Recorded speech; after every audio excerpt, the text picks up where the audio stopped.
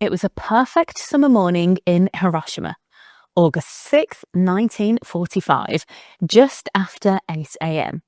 The sun hung low and golden over the rooftops, the air soft and still. Children walked to school in their uniforms, laughing as they crossed bridges. Bicycles rattled down narrow streets. Shopkeepers swept their doorways.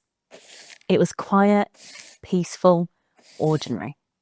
No one in Hiroshima knew that the next few minutes would literally change history forever. High above the city, a lone B-29 bomber cut through the morning sky. Its silver wings glinted in the light. Few people looked up.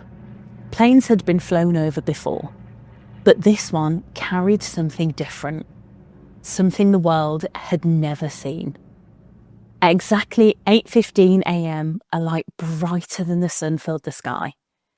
For an instant, everything turned white. For a fraction of a second, the world seemed to stop. Then came the explosion. A wall of force so strong it shattered buildings, uprooted trees and hurled people through the air like leaves in a storm. The air itself caught fire. Roof tiles melted, shadows burned into walls where human beings once stood. Within seconds, Hiroshima was gone, erased by the atomic bomb codenamed Little Boy. A firestorm swept through what was left of the city. The temperature rose beyond imagination, more than 1,000 degrees. Just imagine that, 1,000 degrees. That's hotter than the surface of an active volcano and enough to melt steel in seconds. The streets became rivers of flame. Within about 500 metres or 1,600 feet of the blast centre, almost everyone and everything was instantly vaporised or incinerated. The heat and pressure were so intense that bodies reduced to shadows and ash in a split second, so no one could run or scream there. Further away, those who survived the flash stumbled through a nightmare made real. People ran screaming as the air was on fire. Among the chaos was a 29-year-old engineer named Tsutomu Yamaguchi. He had spent 3 months in Hiroshima working for Mitsubishi Heavy Industries, designing oil tankers for Japan's war effort. It was meant to be his last day before returning home to his wife and baby son in Nagasaki. He was just outside the shipyard when the flash appeared. The shockwave threw him off his feet and into a ditch. His ears burst, his vision went black. When he opened his eyes, the world around him was unrecognisable. The field he had been standing in was gone, replaced by fire and rubble. The left side of his body was scorched raw. His uniform melted into his skin. He stumbled through the ruins, deaf, blind and covered in burns, searching for help, but he was alive. He found shelter in a dugout where 2 young men were sitting. They looked at him in horror. Only then did he realise how bad his injuries were. Half his face was burned. His arms and legs were blistered. He sat there trembling, gasping for air as oily black rain began to fall outside. The radioactive ash of an entire city drifting down from the mushroom cloud. Despite his agony, Yamaguchi refused to die in Hiroshima. He forced himself to stand and began walking. The city was silent except for the crackling of fires and the cries of the dying. He passed people burned and dazed, their faces ghostly and their eyes hollow with shock. Some clutched what little they could save, the remnants of the lives they once knew. And then, through the smoke, he saw 2 figures.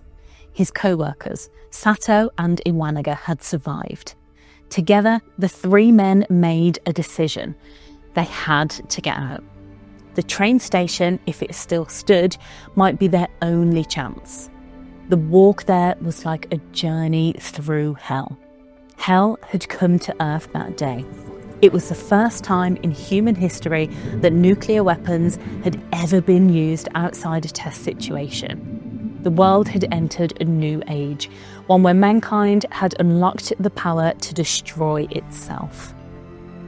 These weapons had been tested only once before by the team that created them. The first nuclear weapon was created in Los Alamos, New Mexico, as part of the Manhattan Project led by J. Robert Oppenheimer, the American theoretical physicist often called the father of the atomic bomb. Oppenheimer, portrayed by Cillian Murphy in the Oscar-winning 2023 film Oppenheimer, directed by Christopher Nolan. If you're interested in understanding how the first atomic bomb came to be, Oppenheimer gives a haunting glimpse into the events leading up to Hiroshima. Nolan's film is widely regarded as one of the most historically accurate portrayals of the Manhattan Project, though, like all dramatizations, it condenses certain details for storytelling. What happened with Oppenheimer and his team is really a story about the difference between theory and reality. In theory, they understood the maths, the equations, the fission reactions, the energy yield, but in reality, they were stepping into the unknown. Some of the scientists even feared that the detonation could ignite the Earth's atmosphere, setting off a chain reaction that might consume the world itself. In simple terms, atmospheric ignition meant the bomb's heat could be so intense that it might cause the air around it to catch fire, spreading uncontrollably and burning everything on the planet. This terrifying possibility of atmospheric ignition is referenced several times in Christopher Nolan's Oppenheimer, reminding viewers just how real that fear once was. If we detonate an atomic device, we might start a chain reaction that destroys the world. That fear wasn't just a passing thought. It's referenced several times in Christopher Nolan's Oppenheimer, showing how close the line was between scientific triumph and potential annihilation. Hans Beeth's calculation had shown it couldn't happen, that the atmosphere would not ignite, but the uncertainty lingered. The math said it was safe, yet even the smallest margin for error felt enormous when the fate of the planet was at stake. In Christopher Nolan's Oppenheimer, this fear is dramatised when General Leslie Groves asks if there's any chance that the test could destroy the world, and Oppenheimer replies that the odds are near zero. $2 billion. Oh, if it doesn't go off, we're both finished. I'm betting on 3 kilotons. Anything less, they won't get what it is. What did Fermi mean by atmospheric ignition? Well, we had a moment where it looked like the chain reaction from an atomic device might never stop. Setting fire to the atmosphere. Was Fermi still taking side bets on it? Call it gallows humor. Wait, are we saying there's a chance that when we push that button, we destroy the world? Nothing in our research over 3 years supports that conclusion, except it's the most remote possibility. How remote? Chances are near zero. Near zero. What do you want for theory alone? 0 would be nice.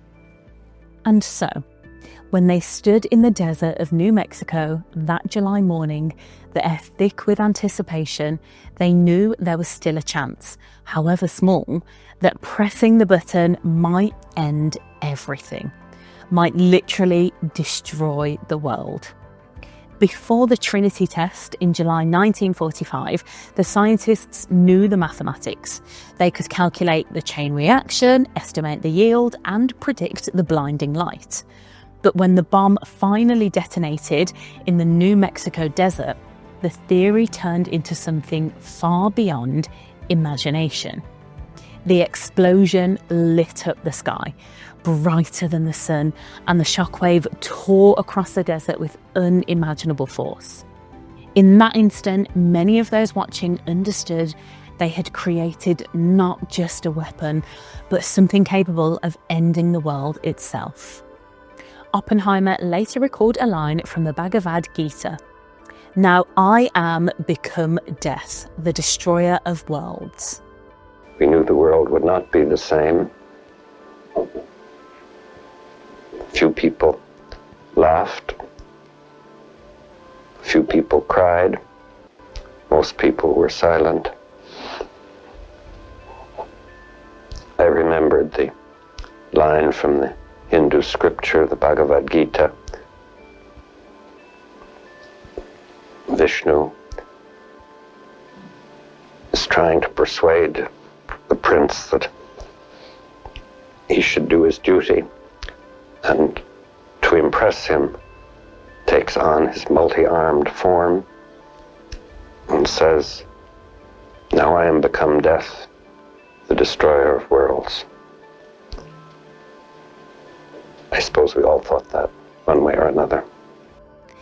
It wasn't triumph, it was sorrow. He knew the world would never be the same again. Now, back to Hiroshima. Tsutomu Yamaguchi and his co-workers Sato and Iwanaga continued their journey in the aftermath of the nuclear bomb of Hiroshima. They moved in silence, supporting each other as they stepped over rubble and burned bodies. Along the way, Yamaguchi saw unspeakable things. Every step forward was a battle against despair. By some miracle, they reached the train station. The building still stood, though scorched and filled with the injured. They climbed aboard a train headed for Nagasaki. Inside, the passengers were silent. Some stared blankly at the floor. Others held bandaged limbs or whispered prayers. After a 20-hour journey through destruction, Yamaguchi arrived in Nagasaki. His wife, Hisako, burst into tears when she saw him.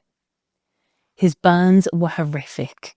She tended to him with oil from camellia flowers, the only medicine they had.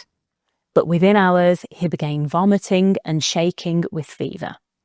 His wounds oozed. His hair began to fall out. The radiation was already killing him, though he didn't yet understand why. Still, Yamaguchi went to work. On August the 9th, only 2 days after surviving Hiroshima, he reported to the Mitsubishi office in Nagasaki. His colleagues were stunned to see him alive. He told them what had happened, that a single bomb had destroyed an entire city. They didn't believe him. They said no such weapon existed. Then, at 11:02 a.m., the windows filled with light. The second bomb, codenamed Fat Man, detonated over Nagasaki, unleashing even greater devastation. Yamaguchi recognized it instantly. The same flash, the same force. He threw himself to the floor as glass shattered around him. This time, the building's concrete walls shielded him from the worst of the blast. But when he stepped outside, it was Hiroshima all over again. Fires roared, people ran screaming through the streets. The air itself was poison. And once again, Yamaguchi began to walk home. His house was over 3 kilometers away. The streets were filled with debris and smoke. He moved as fast as he could, calling out for his wife and son. When he reached the neighbourhood, his legs nearly gave out. His home was damaged, but still standing. And inside, Hisako and their baby were alive. She had been out fetching ointment for his burns when the bomb fell. Her timing had saved her life. But they weren't safe. The black rain began again, seeping into their wounds, their lungs, their food. The poison of radiation followed them even in survival. Over the next weeks, Japan learned what Hiroshima and Nagasaki had become, cities of ghosts. The death toll climbed past 200,000. Those who hadn't died in the explosions now suffered from a sickness no one understood. Fever, vomiting, hair loss, bleeding gums, purple spots spreading under the skin. The hospitals were overflowing. There were no medicines, no explanations, only death. Doctors later realised it was radiation, an invisible poison that destroyed the body from within. When the fires finally burned out, Hiroshima and Nagasaki were graveyards. The survivors were called hibakusha, people affected by the bomb. But society turned against them. Employers refused to hire them. Families told their children not to marry them. People feared they carried death inside their blood. Yamaguchi kept working. He rarely spoke about what he'd seen.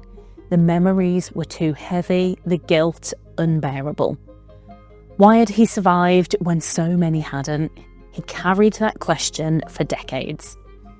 Years passed, Japan rebuilt, but Yamaguchi's body never fully healed. The burns, the radiation sickness, and the memories stayed with him for the rest of his life. Though he tried to live quietly and provide for his family, the weight of what he had witnessed never truly left him. As time went on, he realised silence was no longer an option. He began to speak. Yamaguchi shared his story with anyone who would listen. Students, journalists, diplomats. He spoke of the blinding light, the fire, the screams, and the black rain that fell from the sky. He said he had survived twice, not for himself, but to warn the world of the horror of nuclear war. Having experienced atomic bombings twice and survived, he said, "It's my destiny to talk about it." In his 80s, he travelled across Japan, appearing at peace conferences and documentaries. In 2009, the Japanese government officially recognised him as the only person to have survived both Hiroshima and Nagasaki. A year later, at 93, Tsutomu Yamaguchi passed away. Before his death, he said one thing the world should never get. "The reason I hate the atomic bomb is because of what it does to the dignity of human beings." The bomb dropped on Hiroshima, codenamed Little Boy, unleashed about 15 kilotons of energy, the same explosive force as 15,000 tons of TNT packed into a single weapon. But modern nuclear weapons are no longer measured in kilotons. They're measured in megatons or millions of tons of TNT. The largest nuclear weapon ever tested, the Soviet Tsar bomber, was detonated on October 30th, 1961, over the frozen islands of Novaya Zemlya in the Arctic. Its yield, 50 megatons, was so intense that it shattered windows hundreds of miles away and burned brighter than the sun, more than 3,000 times the power of Hiroshima's Little Boy. Even the smaller warheads used today are many times more powerful than those used in World War II. These aren't simple atomic bombs anymore. They're called thermonuclear bombs or hydrogen bombs. They work in two stages. First, a small fission bomb, the primary, acts as the trigger, not the exact Little Boy or Fat Man designs, but a modern compact fission device. When it detonates, it emits X-rays that compress and heat the second stage to millions of degrees. Temperatures comparable to the cores of stars, igniting in fusion. That blast then ignites a second stage made of hydrogen fuel, setting off a fusion reaction, the same kind of reaction that powers the stars. The result is a chain of destruction on a scale that's hard to imagine. A single modern thermonuclear bomb could erase a city in seconds, vaporizing everything at its centre. People miles away would be burned by the heat, and the shockwave would flatten buildings and shatter glass more than 30 miles out. But the horror doesn't stop there. The radiation would poison the air and water for miles around. Fires would rage across cities, merging into massive firestorms that could consume all of the oxygen. And if even a fraction of the world's nuclear weapons were used, the consequences would reach far beyond the blast zones. Scientists warn that the smoke and ash from burning cities could rise high into the atmosphere, blocking sunlight and plunging the planet into what's called a nuclear winter. The sky would darken, the sun would fade. Temperatures would drop, crops would die, and starvation would follow on a global scale. Today, there are roughly 12,000 nuclear warheads in the world, with about 9,600 of them in military stockpiles. Russia and the United States together hold about 80 to 90% of these weapons. When Hiroshima was destroyed, one city was lost. If nuclear weapons were used again, it wouldn't be 2 cities, it would be hundreds. Entire nations could vanish in a single day. Civilization itself could collapse. That's how powerful these weapons have become. And they're not just tools of war anymore, but forces capable of ending human life as we know it. Tsutomu Yamaguchi's life is a reminder of what those weapons truly mean. 2 cities, 2 suns, 1 man who walked through fire and lived to tell the world, never again. If this story moved you, don't forget to like, comment, and subscribe for more powerful true stories that reveal the moments where history changed forever.